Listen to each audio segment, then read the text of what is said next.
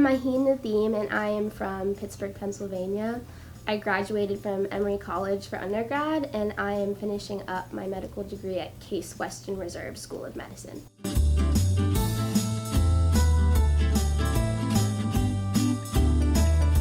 So I was definitely brought up in a family of doctors. Both of my parents are physicians, and they weren't your typical Asian parents that kind of force medicine on you as you would think, but they were really open about it, and I showed a real interest at a younger age in scientific thinking. We talked about patients at the dinner table all the time, so I developed an interest from a pretty early age in medicine. And then I also started to think through high school and college about how I was with my friends, and I've always kind of seen myself as a very loyal, almost bulldog type of person with my close friends, and I thought that type of personality was really great for working with patients. I'm really excited about being a great advocate for my patients. So with my interest in scientific thinking that started from an early age and my interest in really being there for people, I decided that medicine was the right choice for me.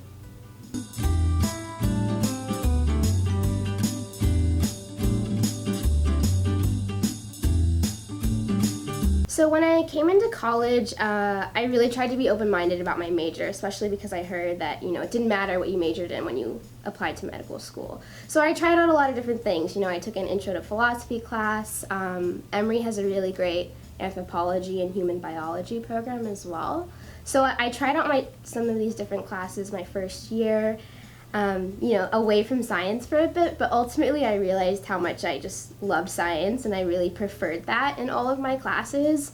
So that's kind of where I was after my freshman year. So at that point I was kind of debating between a biology major, a chemistry major, or Emory's neuroscience and behavioral biology program.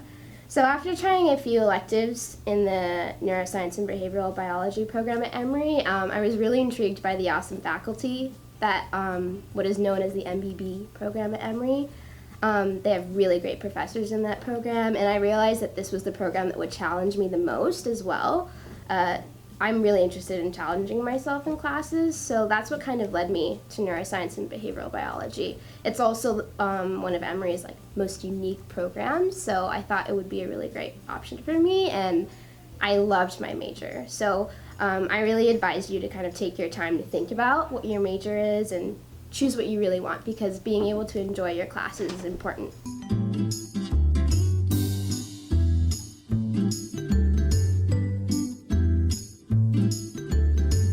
So when I came into college, I was pretty sure I was going to join some type of South Asian or Indian dance team, since I had been thinking about it through most of high school actually. So I joined the Bhangra team at Emory in my first year, and I stuck around on that team for about a year. I switched to another fusion dance team called ATL Satrangi after that year. So ultimately I knew I wanted to do that because it was something I really enjoyed. So I didn't just try to chase after activities that were going to buff up my resume entirely. So be sure to do that, right? You gotta have fun in college too. So that's kind of what I prioritized in my first few years, and then after I got coursework under my belt, I decided to found the Emory Undergraduate Medical Review on campus. So I founded this medical journal that publishes student-written articles, and we really take pride in having our articles reviewed by faculty around the country. So I put together this journal organization, and I thought it was a pretty important part of my application too. And I had done a lot of research. I was very interested in writing about research and kind of bringing together Emory students in an organization like that. So that's what led me to found the Emory Undergraduate Medical Review. I taught chemistry a lot as a TA at Emory as well. That was a big part of my extracurricular activities. I really want to teach in medicine. So if you're interested in teaching in medicine, being involved with academia, then definitely think about being a TA for a certain subject. It also really helps you get ahead in your MCAT studying as well, because you're just going over the science all the time. I volunteered at the Emory Clinic. It's definitely important to get volunteer service in there. And I did spend some time in Greek life as well. I think it's really good to make social connections on campus. Yeah.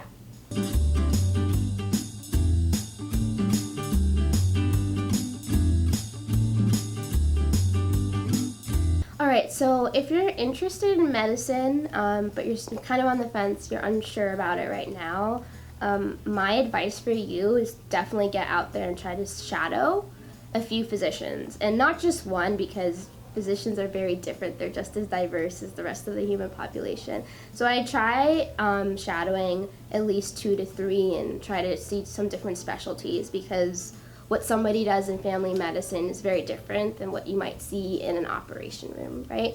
So try to use your family connections first. That's usually the best way to get into contact with people about shadowing opportunities. And I think if you really see firsthand what a physician does day to day, then you'll be able to decide whether this is the right thing for you. Shadowing is very informative, so I definitely advise that if you're thinking about medicine. What I also would advise is to speak to people closer in your age who are currently in medicine right now. So if you have any friends that are currently in medical school, or maybe they just got into medical school, or maybe even residents, so people who are kind of on the lower end of the training process when it comes to medicine, talk to them about it too. So they're fresh and they just got to where they are. They kind of know what they like and what they didn't like about it. So talking to people closer in your age, I think, is really important as well, in addition to shadowing some real physicians.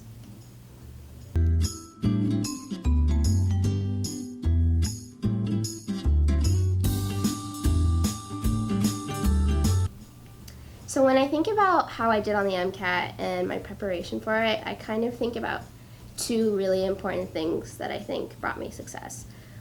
So firstly, if you just work really hard on your classes, on all of your core pre-med requirements and the science classes you have to take as a pre-med student, then you're already really ahead of the game for the MCAT. So that when you're studying for the MCAT, you're kind of just brushing up on everything. You know, it's all still there.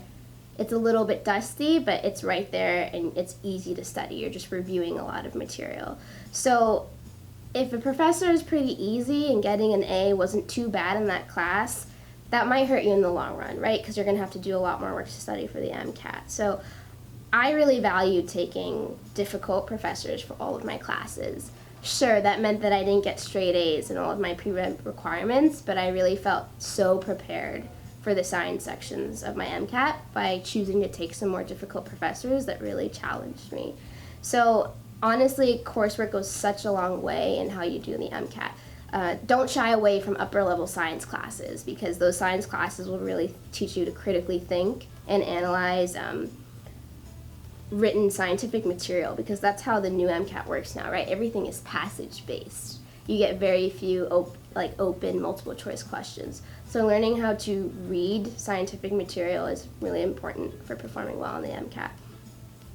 Secondly, what I think was very important in my success in studying for the MCAT was being really critical of myself. So when I was about 6 months out from my projected test date, I really just sat myself down and said, you know what, Maheen, what are you going to have the most trouble with on this test? What are you just really bad at when it comes to these subjects? And I knew that the verbal section was going to be my trouble area. It was my trouble area for the SATs as well. So I started my verbal studying way ahead of my scientific studying. I knew I felt strong with biochem, even the biochemistry too. So try to analyze your weaknesses and really be honest with yourself, because if you tackle those earlier, then you're more likely to do well in those sections later.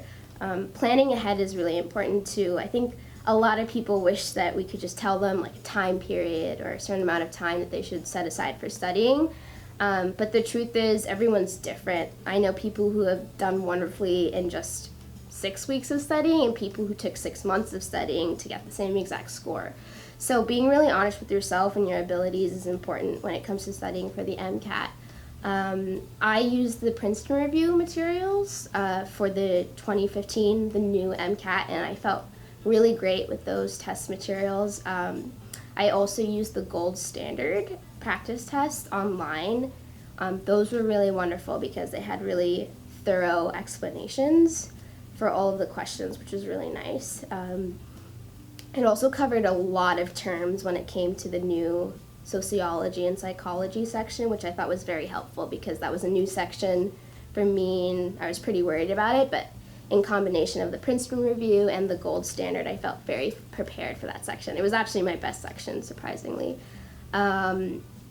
And while I do know that most undergraduate programs are now advising their pre-meds to take a 100 level psych class and a 100 level sociology class, if that's not required by the medical schools by the time you're applying, I don't really think it was necessary for me to take those courses to do well on that section. I took one psych class, but I didn't take any sociology class, and it felt pretty manageable to self-study.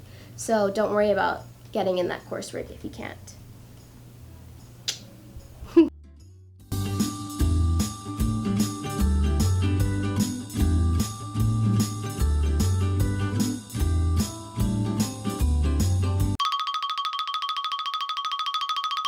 Yeah. So,